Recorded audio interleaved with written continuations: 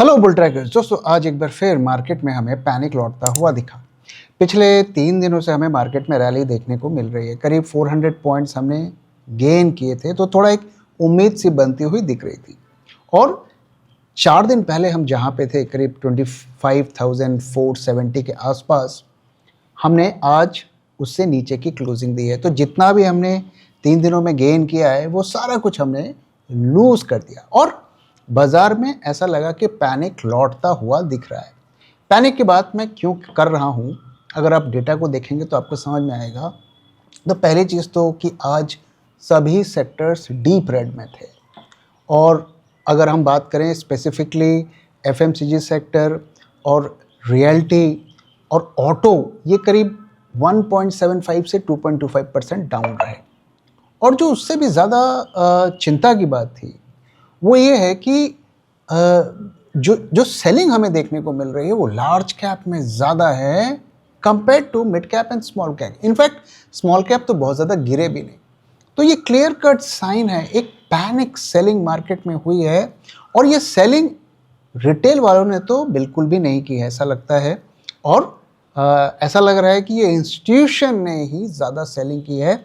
आज का डेटा तो अभी नहीं आया है FIIs DIIs का, लेकिन ज़रूर FIIs ने ऐसा लगता है कि आज बड़ी सेलिंग की है। तो 3 दिन की जो हमें तेजी देखने को मिली मार्केट में, वापस से हमें क्यों इतना पैनिक मार्केट में लौटना हुआ दिखा, इसका ट्रिगर क्या था? देखिए, रीजंस क्या है इसका हम लगातार आपके साथ शेयर कर रहे हैं कि जापानीज येन कैरी ट्रेड की एक बड़ी इस वक्त प्रॉब्लम जो है पूरे दुनिया में हमें देखने को मिल रही है।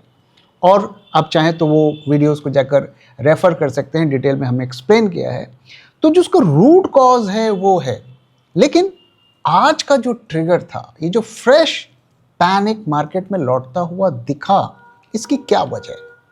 तो इसके आप देखें तो 2 मेजर रीज़न है। एक जो इशू है, जो काफ़ी टाइम से थोड़ा धीरे धीरे उबल रहा था, आज लगता है कि वो थोड़ा एक उसमें कुछ ज़्यादा ही उसमें ट्रिगर हमें आता हुआ दिखा है। और वो है ईरान US का जो कॉन्फ्लिक्ट है, वो वापस से अब मार्केट में लौटता हुआ दिख रहा है।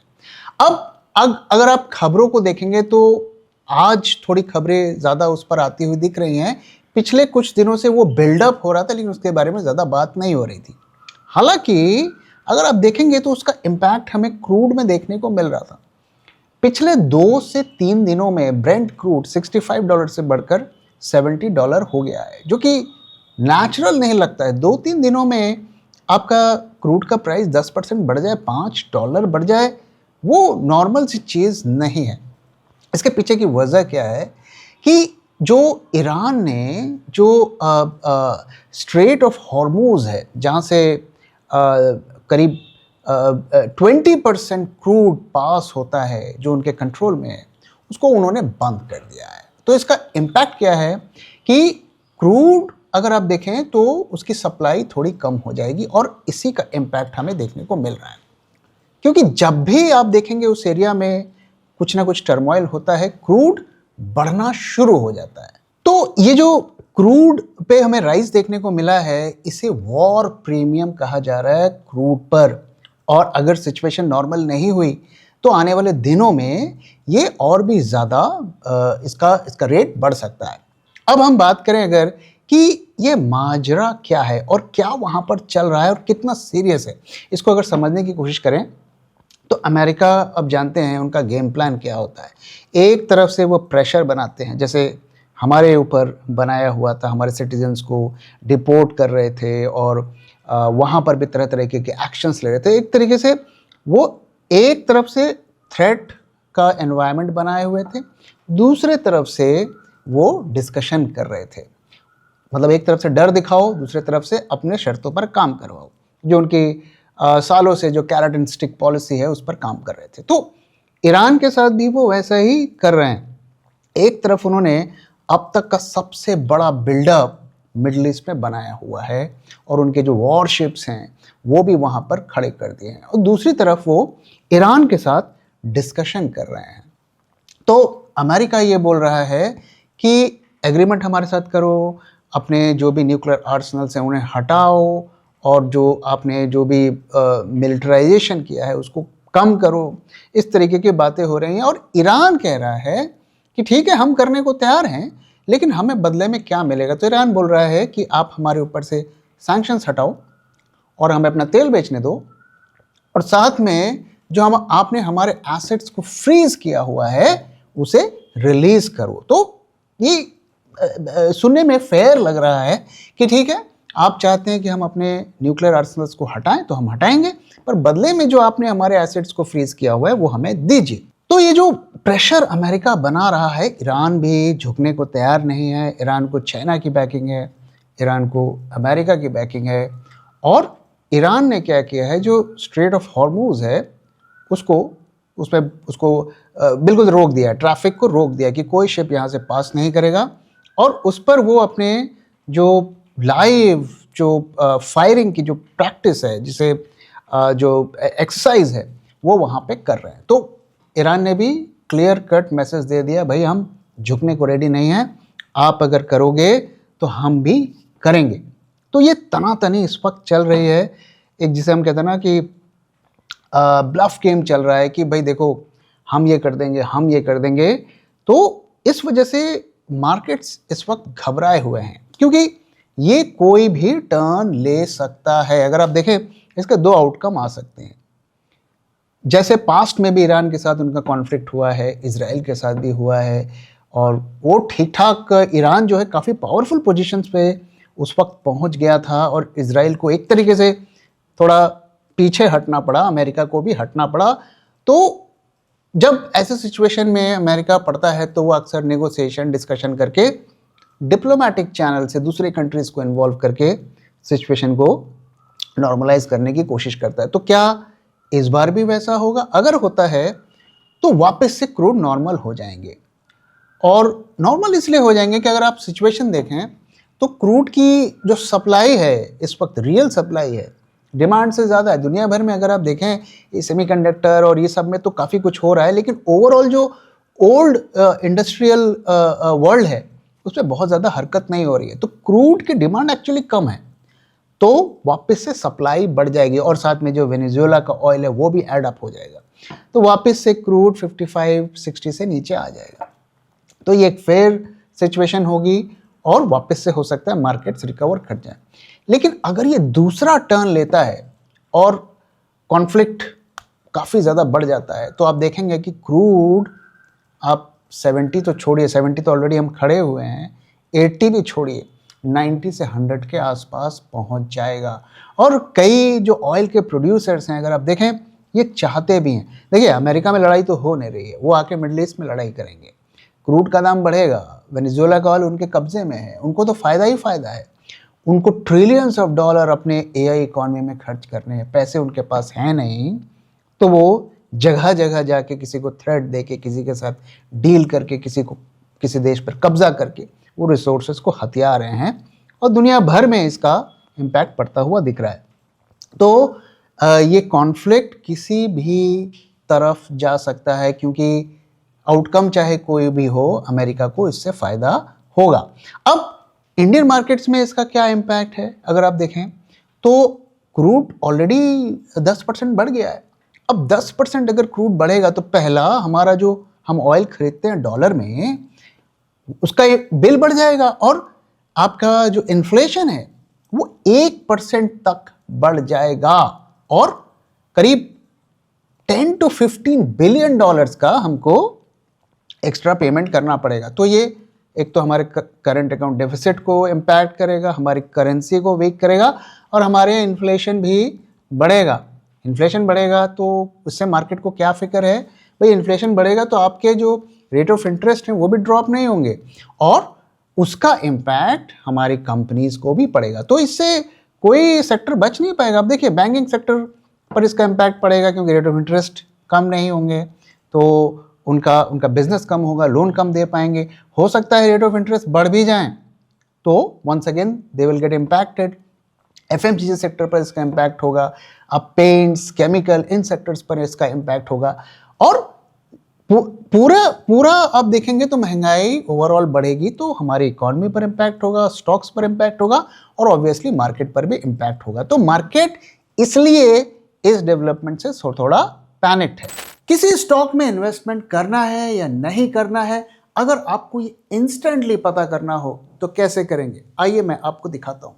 ये बुल ट्रैक का एक स्पेशल टूल है जिसमें आप किसी भी स्टॉक का नाम डालेंगे तो उसकी कुंडली निकाल कर दे देगा और साथ में आपको ये भी बताएगा कि उसमें आपको इन्वेस्टमेंट करना है या नहीं करना है।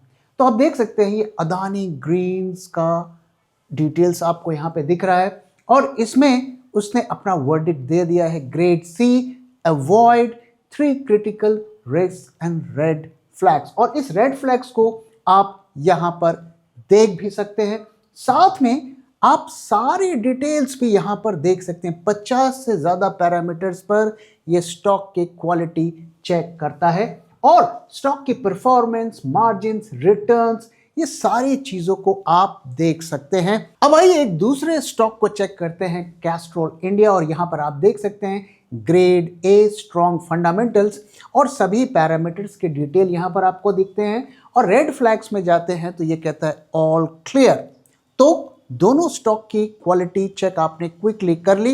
अब अगर आपको ये पता करना हो कि किस फेयर प्राइस पर आपको इन स्टॉक्स को खरीदना है या बेचना है, तो उसके लिए आप हमारे वैल्यूएशन टूल्स का यूज़ कर सकते हैं। तो अगर आप ये सब सीखना चाहते हैं कि हमें किन किन पैरामीटर्स पर स्टॉक को इवैल्यूएट करना चाहिए और क्वालिटी चेक करना चाहिए और कैसे फेयर वैल्यू को कैलकुलेट करना चाहिए और कैसे हम इन टूल्स का एक्सेस पा सकते हैं, तो ज्वाइन करिए हमारे 2 दिन का इन्वेस्ट फॉर अल्फा 3.0 वर्कशॉप, जहां हम इन चीज़ों को डिटेल में सिखाएंगे। दूसरी जो खबर है वो अदानी ग्रुप से रिलेटेड है। तो एक नई रिपोर्ट आई है, उसमें कोई फ्रेश एलिगेशंस लगाए गए हैं और ये रिपोर्ट आई है organised crime and corruption reporting project OCCRP, backed by financial records from Italy's ENSA San Paolo bank.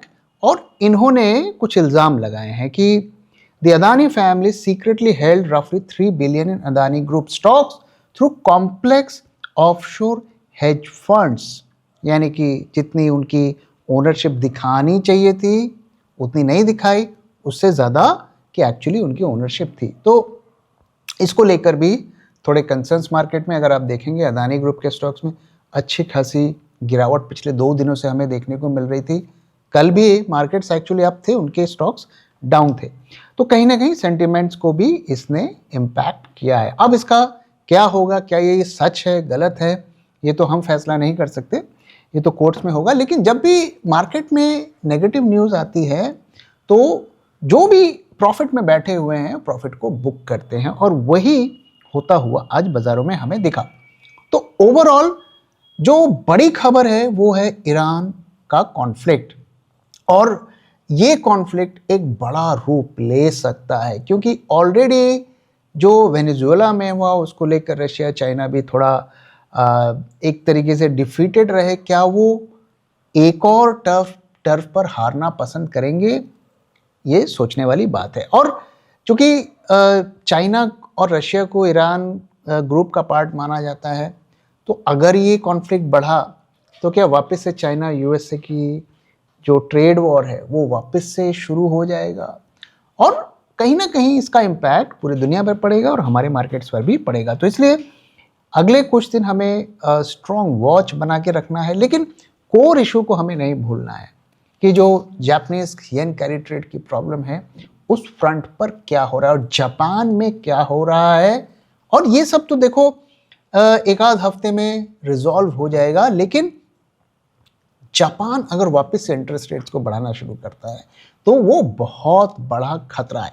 ये जो इवेंट है इंडिया के लिए अगर हम बात करें स्पेसिफिकली, ये शॉर्ट टर्म का इवेंट है। इसका इम्पैक्ट निफ्टी में 400-500 पॉइंट ऊपर नीचे होकर ये सेटल हो जाएगा और मार्केट इसको एब्जॉर्ब कर लेगा। लेकिन जो बड़ा खतरा है वो जापानीज येन कैरी ट्रेड का है, वहाँ पर हमें नज़र बना के रखनी है कि वहाँ पर क्या होता है। अब आइए दोस्तों मार्केट की तरफ चलते हैं और मार्केट का डेटा देखते हैं कि वहाँ से हमें क्या क्लूज मिल रहा है। तो आज 19 फरवरी है और हम अब 25,500 से नीचे आ चुके हैं। 25,454 पर हमने क्लोजिंग दी है, 365 हम डाउन है।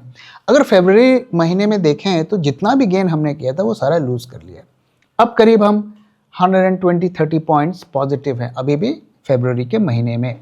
अगर हम वोलेटिलिटी की पिक्चर में देखें तो वहाँ पर कोई बहुत पैनिक हमें देखने को नहीं मिल रहा। वापस से विक्स जो 30% के ऊपर आ गया है। कॉल आईवी, पुट आईवी में भी हमें जंप देखने को मिला। खास करके पुट आईवीज में अगर आप देखें तो 1.5% के करीब का जंप देखने को मिला, यानी कि वापस से हेजिंग शुरू हो गई है। पुट कॉल रेशियो जो पिछले 3 दिनों से बढ़ रहा था वापस से गिरना शुरू हो गया है। लेकिन जैसा कि लगातार मैं आपके साथ शेयर कर रहा हूं कि ऑप्शंस मार्केट में तो रिटेल वाले रहते हैं, वहां पर फिर भी उतना पैनिक नहीं देखने को मिल रहा। लेकिन फ्यूचर्स मार्केट बिल्कुल अपोजिट है, ऑप्शंस मार्केट के बिल्कुल अपोजिट देखने को मिल रहा है। पिछले 3 दिनों से अगर आप देखिए premiums are dropping, OIS are getting added. मैं लगातार आपके साथ शेयर कर रहा हूँ, शॉर्ट पोजीशंस बन रही हैं। और नेक्स्ट मंथ में देखिए, इस महीने में के कॉन्ट्रैक्ट्स में 5,800 कॉन्ट्रैक्ट्स ऐड हुए हैं। नेक्स्ट मंथ में जाके देखिए तो 18,300 कॉन्ट्रैक्ट्स ऐड हुए हैं। टोटल 23,000 कॉन्ट्रैक्ट्स ऐड हुए हैं। और इस बार करंट मंथ में तो मार्केट अब डिस्काउंट पर आ गया, फ्यूचर्स अब डिस्काउंट में आ गए हैं। तो करीब हम 40 पॉइंट से ज्यादा डिस्काउंट पर आ गए हैं। तो ये बता रहा है कि शॉर्ट टर्म में सेंटिमेंट्स कितने ज्यादा नेगेटिव हैं। और नेक्स्ट मंथ का आप देखिए, नेक्स्ट मंथ का प्रीमियम करीब 200 होना चाहिए। एक नॉर्मल केस में कम से कम 180 होना चाहिए, ये उसका आधे लेवल पर पहुंच गया है। तो इसमें कोई डाउट नहीं होना चाहिए कि फ्यूचर्स मार्केट में जबरदस्त तरीके से शॉर्ट बिल्डअप होता हुआ हमें दिख रहा है। और एक और चीज अगर गौर करिए आप, आज मार्केट गिरा, पिछले 3 दिनों से मार्केट चल रहा था और टर्नओवर को आप देखिए एवरेज से कम है, यानी कि कोई बॉटम फिशिंग नहीं हुई है, कोई जो बाय ऑन डिप यहां पर होता हुआ नहीं दिखा है, क्योंकि टर्नओवर कम है। और गिरने से पहले हाई टर्नओवर था, यानी कि स्टॉक डंपिंग हुई है।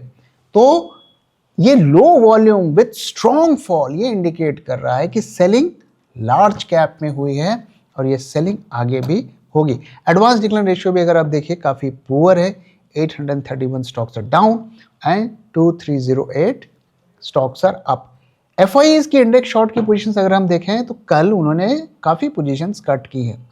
134,000 करीब 1,34,000 उनके शॉर्ट्स अभी भी बने हुए हैं। आज का डेटा अभी नहीं आया है, मोस्ट लाइकली आज उन्होंने शॉर्ट्स, फ्रेश शॉर्ट्स ऐड किए हैं, क्योंकि जिस तरीके का लो प्रीमियम पर हाई OI एडिशन देखने को मिल रहा है, चांसेस हैं कि उन्होंने आज शॉर्ट्स वापस से ऐड किए होंगे। तो आज का डेटा अगर हम देखें तो ऑप्शंस मार्केट में उतनी बेरिशनेस नहीं दिख रही है जितनी दिखनी चाहिए, बट फ्यूचर्स मार्केट में एक्सट्रीम बेरिशनेस हमें देखने को मिल रही है।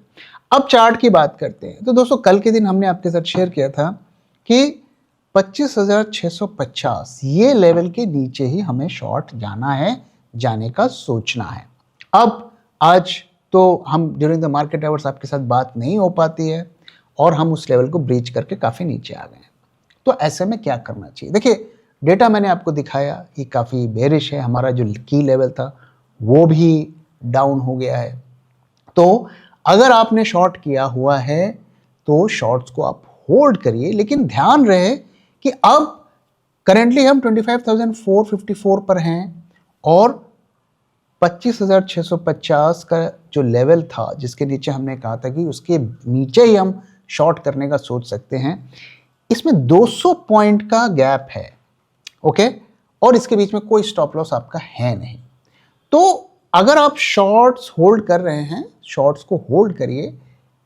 अगर एक भी रिकवरी की संभावना दिखती है, मान लीजिए 50-60 पॉइंट मार्केट ऊपर जाता है, तो पोजीशंस कट ना करें, लेकिन हेजेस को एक्टिवेट हम कर सकते हैं, क्योंकि ऊपर के लेवल पर स्टॉप लॉस आपका 200 पॉइंट ऊपर ही है, 25,650 पे। इस बात को हमें ध्यान में रखना है। और हो सकता है कि कल मार्केट खुले, थोड़ा बहुत अप हमें ग्रीन देखने को मिले, वापस से रिज्यूम हो जाए, लेकिन ओवरऑल अभी मार्केट में शॉर्ट टर्म की बात करें या मीडियम टर्म की बात करें, कोई बुलिशनेस की इंडिकेशन नहीं है। ज़्यादातर फैक्टर्स नेगेटिव हैं, इसलिए हमें शॉर्ट साइड पे ही देखना है। और हम पिछले कई दिनों से हमने आपके साथ शेयर भी कर रहे हैं कि भले ही मार्केट ऊपर जाए, अभी लॉन्ग जाने का टाइम नहीं है। मार्केट ने वापस से अपना डाउन ट्रेंड शुरू कर दिया है, लेकिन एक दो दिन के शॉर्ट इंटरवल में हमें थोड़ा बहुत वोलेटिलिटी देखने को मिल सकती है, और एज अ ट्रेडर हमें अपने आप को उसी से प्रोटेक्ट करके रखना है। इसीलिए जब भी एडवर्स मूवमेंट हो तुरंत बिना सोचे आपको हेजेस को एक्टिवेट करना है। तो दोस्तों इसी के साथ मैं इस वीडियो को यहाँ पे खत्म कर रहा हूँ। वीडियो कैसा लगा जरूर बताइएगा, अपना फीडबैक भी शेयर करना मत भूलिएगा। Thank you very much for watching and thank you for your time.